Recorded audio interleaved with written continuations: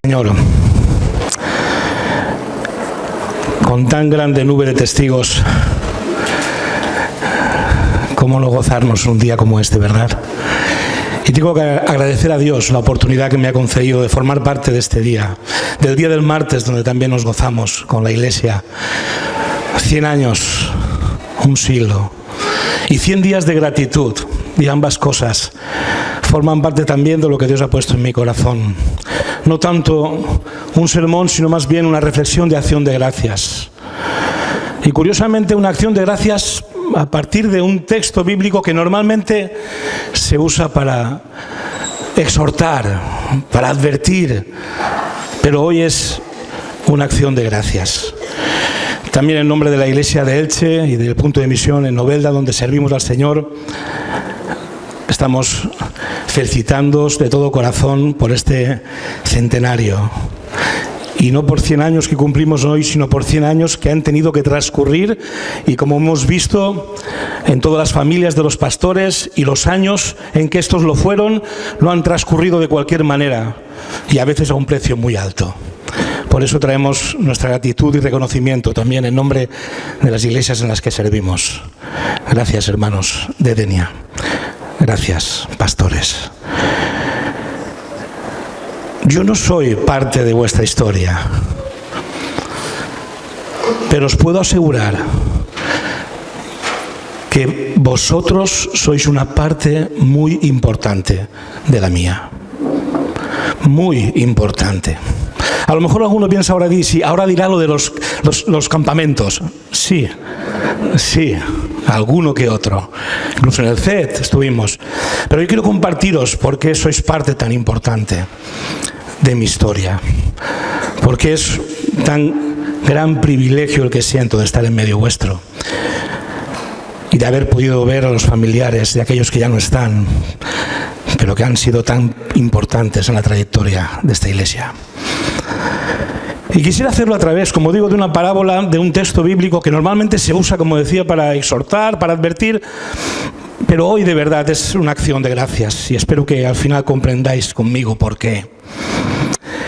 Es la parábola de los 3 siervos, popularmente conocida como la parábola de los talentos. Me he permitido llamarla de los 3 siervos porque de 3 siervos habla en esa parábola, y de siervos es de lo que hoy estamos también alegrándonos y haciendo memoria.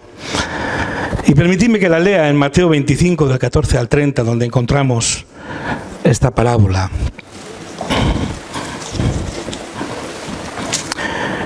Mateo 25, del 14 al 30 dice así: porque el reino de los cielos es como un hombre que, yéndose lejos, llamó a sus siervos y les entregó sus bienes. A uno dio 5 talentos, y a otro 2, y a otro 1, a cada uno conforme a su capacidad, y luego se fue lejos. Y el que había recibido 5 talentos fue y negoció con ellos, y ganó otros 5 talentos. Asimismo, el que había recibido 2, ganó también otros 2. Pero el que había recibido 1 fue y cavó en la tierra y escondió el dinero de su señor. Después de mucho tiempo vino el señor de aquellos siervos y arregló cuentas con ellos. Y llegando el que había recibido 5 talentos, trajo otros 5 talentos, diciendo: Señor, 5 talentos me entregaste, aquí tienes, he ganado otros 5 talentos sobre ellos. Y su señor le dijo: bien, buen siervo y fiel. Sobre poco has sido fiel, sobre mucho te pondré. Entra en el gozo de tu señor. Llegando también el que había recibido 2 talentos, dijo: Señor, 2 talentos me entregaste, aquí tienes, he ganado otros 2 talentos sobre ellos. Su señor le dijo: bien, buen siervo y fiel, sobre poco has sido fiel, sobre mucho te pondré. Entra en el gozo de tu señor. Pero llegando también el que había recibido 1 talento, dijo: Señor, te conocía que eres hombre duro, que siegas donde no sembraste y recoges donde no esparciste. Por lo cual tuve miedo y fui y escondí tu talento en la tierra. Aquí tienes lo que es tuyo. Respondiendo su señor le dijo: siervo malo y negligente, sabías que siego donde no sembré y que recojo donde no esparcí. Por tanto, debías haber dado mi dinero a los banqueros, y al venir yo hubiera recibido lo que es mío con los intereses.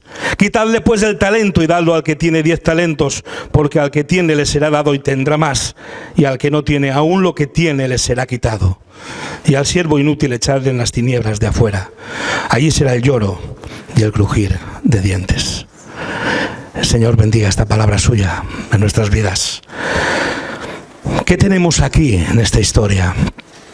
3 siervos, 3 pastores, 3 congregaciones, 3 siervos en definitiva de su Señor. Un mismo Señor para los 3. Un mismo Señor. Talentos y recursos justamente repartidos conforme a la capacidad de cada uno de ellos. Una misma tierra, un mismo lugar en el que trabajar. Sin embargo, a 2, al final de la historia se les llama buen siervo y fiel. Y a uno de ellos, siervo malo y negligente. ¿Qué hizo la diferencia? ¿La diferente cantidad de talentos que recibieron? No. Porque al que le entregó 2 más, no le exigió 5. Por tanto, todos ellos podían responder perfectamente de aquello que habían recibido. Y el Señor hubiera dicho a los 3, bien, buen siervo y fiel. No fueron los talentos que recibieron lo que marcó la diferencia en esta historia. Un conocimiento diferente del carácter de su Señor, tal vez. Una teología o doctrina diferentes. No lo parece. Porque el siervo malo y negligente dijo, Señor, te conocía que eres hombre duro, que siegas donde no sembraste y recoges donde no esparciste. Y el Señor le responde sin rectificarle en absoluto. No le dice, uy, pero qué poco me conoces, no. Le dice, siervo malo y negligente, sabías que siego donde no sembré y que recojo donde no esparcí.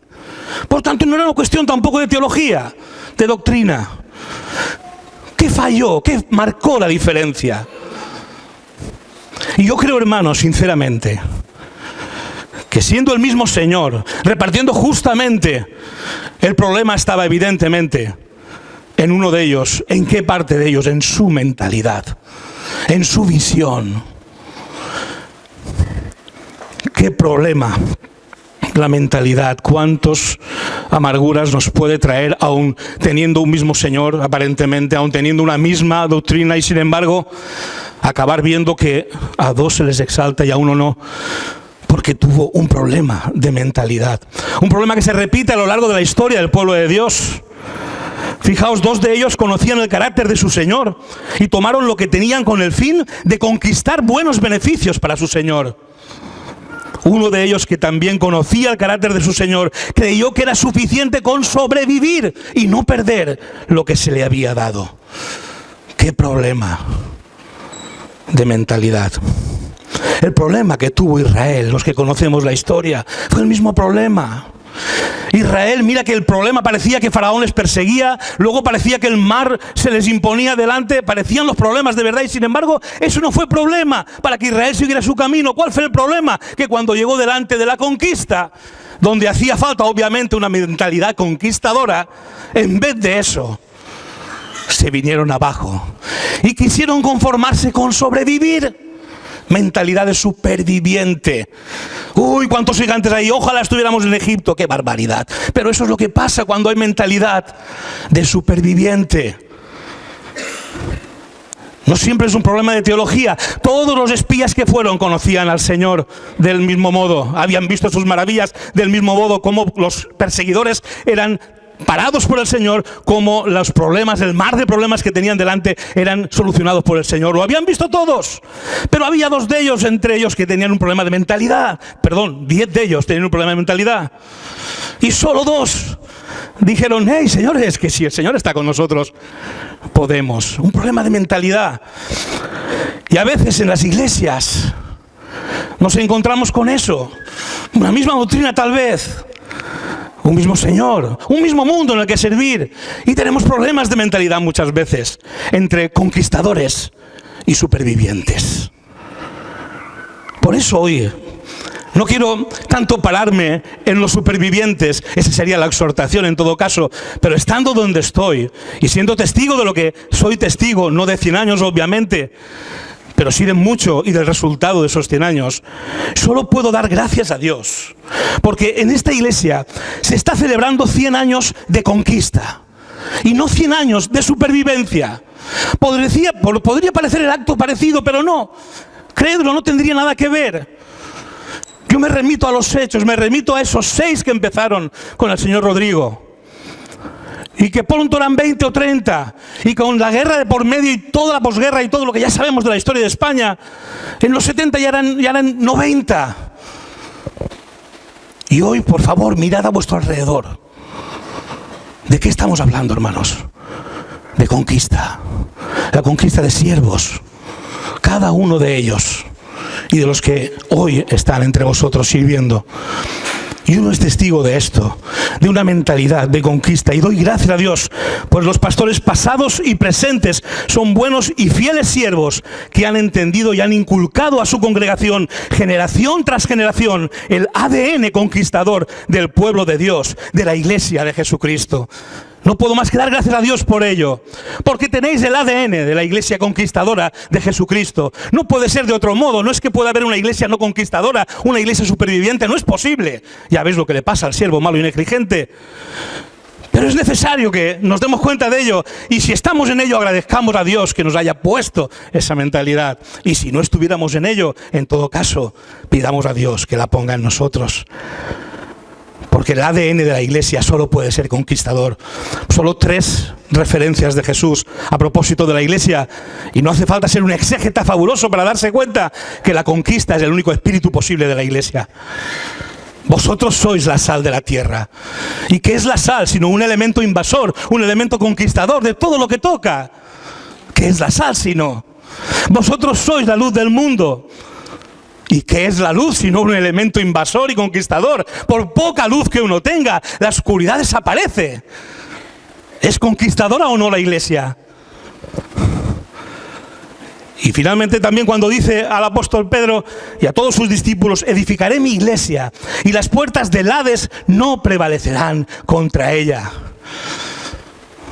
Tuve que ir a Miami para escuchar esta versión del texto con mi hermano Jorge Pérez, donde escuché a un pastor muy vehemente, puertorriqueño, diciendo algo como: muchos han cogido este texto y predican de él y enseñan de él y muestran a una iglesia defendiéndose de las puertas del Hades. Hermanos, no. La iglesia es la que tiene poder para romper las puertas del Hades, no al revés.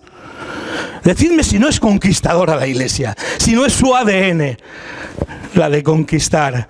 Unas puertas de muerte donde aún están atrapados millones de vecinos nuestros, de hombres y mujeres sobre esta tierra. La iglesia es conquistadora y las puertas del Hades no prevalecerán contra ella. ¿Cómo enterrar semejantes valores, semejantes dones, bajo rígidas formas, estrategias y estructuras, con tal de sobrevivir en el tiempo?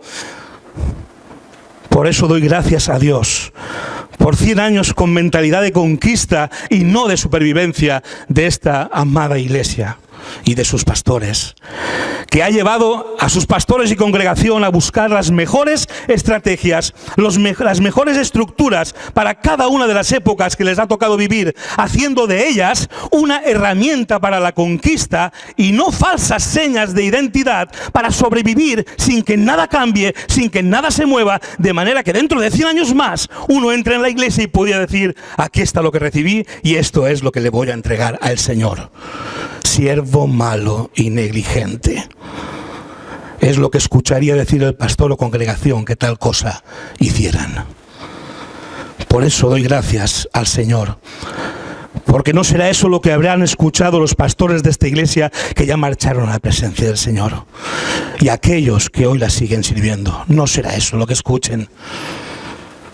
Porque sus pastores y congregación, con 2 o con 5 talentos o con 10, porque uno tiene la percepción de que hay más de 10 por aquí, sinceramente, en cuanto a dones preciosos, que Dios ha puesto en medio vuestro, pero con 2 o 5 talentos se levantan cada día a conquistar otros 2 o 5 más, moviendo lo que haya que mover en estrategias, estructuras y formas para alcanzar el precioso fin de honrar al Dios que los ha llamado con mucho fruto para su gloria. Gracias al Señor por esa mentalidad, por ese espíritu. Gracias, Iglesia de Denia. Gracias, buenos y fieles pastores, por enseñarnos a muchos cómo dejar de ser malos y negligentes supervivientes, para levantarnos como sal a la conquista de la tierra con la predicación del Evangelio de Jesucristo, para levantarnos como luz a la conquista de las tinieblas con la encarnación del Evangelio de Jesucristo, para levantarnos como punta de lanza que ora e intercede a la conquista de las puertas del Hades y de la muerte, tras la cual aún hay millones que han de ser rescatados de ella, para levantarnos a multiplicar para la gloria de Dios el fruto de lo que ha puesto en nuestras manos. Gracias al Señor. Gracias, Iglesia de Denia. Gracias, pastores. Sí, yo no formo parte de vuestra historia, pero espero haber compartido suficientemente claro cuán importante es vuestra historia para mi vida y ministerio. Que el Señor os bendiga, hermanos.